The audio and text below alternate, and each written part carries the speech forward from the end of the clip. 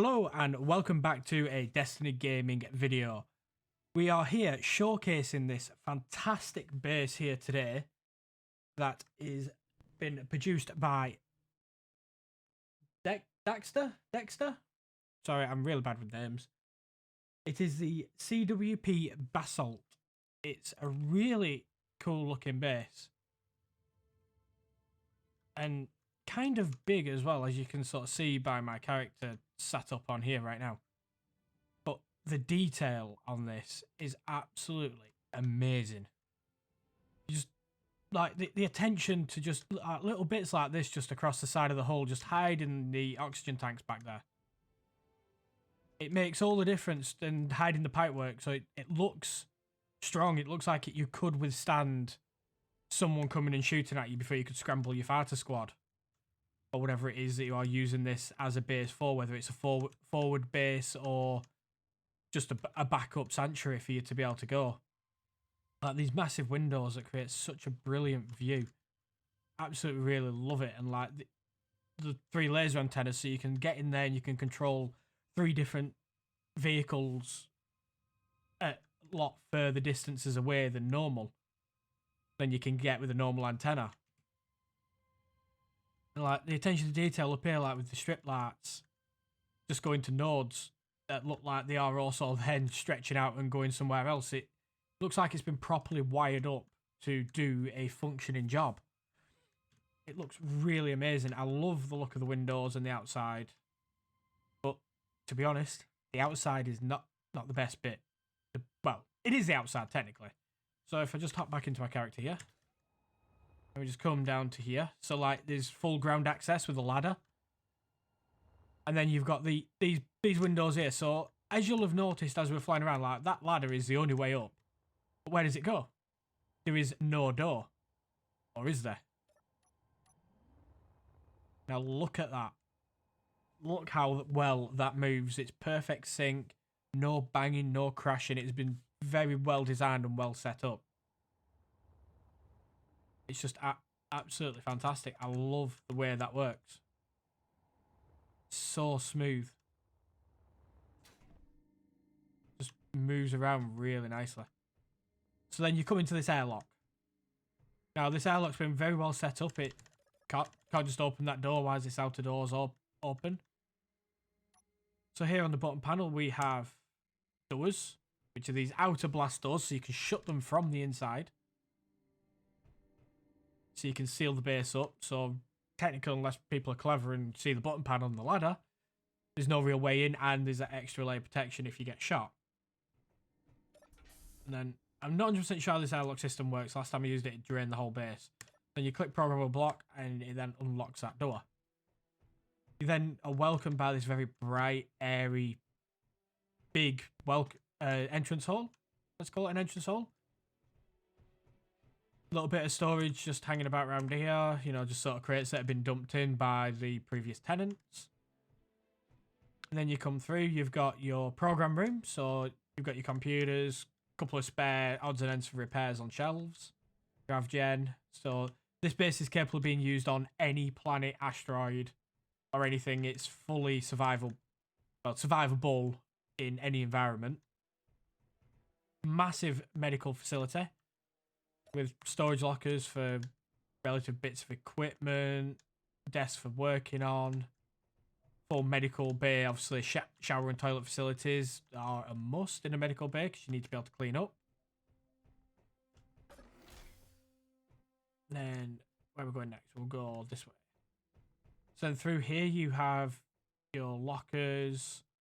So I'm assuming this will be your staff lockers, so your personal storage, your weapon storage, spare space suits. And through here you've got more shower and toilet facilities. And then up here you've got your bedrooms. So you've got room for up to 3 crew by the looks of it here. Plus probably whoever's in the medical base. So if you manage to find some survivors, they'll obviously have beds in the medical bay till they are fit to go about do whatever it is they do. So then we come into this room, another big bright room that is more for just relaxing, chilling, checking out the view. Like, look at the size of these windows; they are stunning. And then obviously you've got a bit of a lounge area with a table, so you know this is where you come and chill out at the end of the day. Just have a relax, have a beer or whatever it is you're going to be doing. Couple of stats so you know what your vents are doing. Why you need that in the lounge, I'm not 100% sure, but it's there. Then you got your battery power, your oxygen production. And then through here, you've got a huge canteen. So like I say, this base it's set up for at least 3 people sleeping, but you do have the facilities to cater and feed a rather large delegation. So if you've got something going on that's rather important, you could use this as a forward base for a meeting, for example. I'm not 100% sure what this was set up for to use, but I really do kind of like the idea of it being set up as like a forward base for you to host meetings in and such. So I'm assuming this will be like a command and control, so probably controlling whatever drones are linked into them laser antennas. I like this vent heatsink computer core. I'd like to think that is like a big computer core type thing, or maybe an air vent, big air venty type job. And it's more or less mirrored same across it, except over here you've got a central command chair. Pretty much the same thing, but this base is really beautiful. The only downside I found to it, and I don't like criticizing people's builds because the build is beautiful. The construction of it, the attention to details, like with these desks here. Just look how they've got them going around like that. It's really, really nice. It adds a bit of depth to what would be a plain flat wall. Same over here, like that'd just be boring. That looks like a blast shielded window.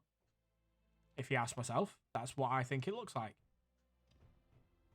So like you got here, like this would probably be like your weak point if you're ever attacked. Like if someone shot that out, you're gonna vent the entire building. Obviously, emergency weapons just stored around here. But the attention to detail of this is fantastic. The only thing I've got against it is it's not survival ready. Like, if you came here with a ship that's got a basic assembly, basic refinery on it, it'd be absolutely fine. Like if this was just, if you were in a scenario where you were out in the world trying to work out what's gone on, you couldn't start from scratch here. Because I do believe this has no production facilities. Let's have a look. So production, yeah, there's no assemblers. But pistons. What do these do? Oh, they're on the outside making decoration. Like there's nothing wrong with this base. It is absolutely fantastic. And if you built yourself like a off-site production facility and conveyor networked it over, it'd be absolutely fantastic. That'd be the only thing I'd do if I were building this in a survival world. I would set up a production facility. But just this airlock system, I absolutely love it. That one shuts. That one opens. Right, I want to try this in the opposite direction. Yeah, that's what it did to me before. So there's some timing slightly off due to the speed of that door compared to that door. So there we go. The whole base has just had to refill itself. But there's 9 oxygen tanks on it, so it's not end of the world. But as we saw then, O2, there's no O2 generators on here. But there is oxygen farms, so swings and roundabouts. But just this door, it just looks so amazing. And that little hum you get from the hinges. I've never really noticed that because I've never used hinges in this kind of scenario. I've usually been attached to like a really big blast door that I'm quite a way down from. But yeah, the attention to detail, the shape, the design is absolutely fantastic. But I suppose if you were taking this on as a survival base, you could probably squeeze in your assembler room back here. Maybe even convert one of these rooms upstairs into assembling refinery. You know, maybe put a landing pad on top so you could land your mining ship, feed straight into the system. But it's just the lack of storage and cargo space. That is my only downside to this build. But one downside to the beauty of it and the attention to detail, and it's probably me. I'm probably thinking it's going to be used for something that it's not. So, all in all, 10 out of 10 to this base. It looks amazing. It feels amazing to walk around. The navigation of it's brilliant. It's nicely laid out. I wouldn't change it at all. It just looks so, so nice. But anyway, guys, thanks again for watching, and I will see you in the next video.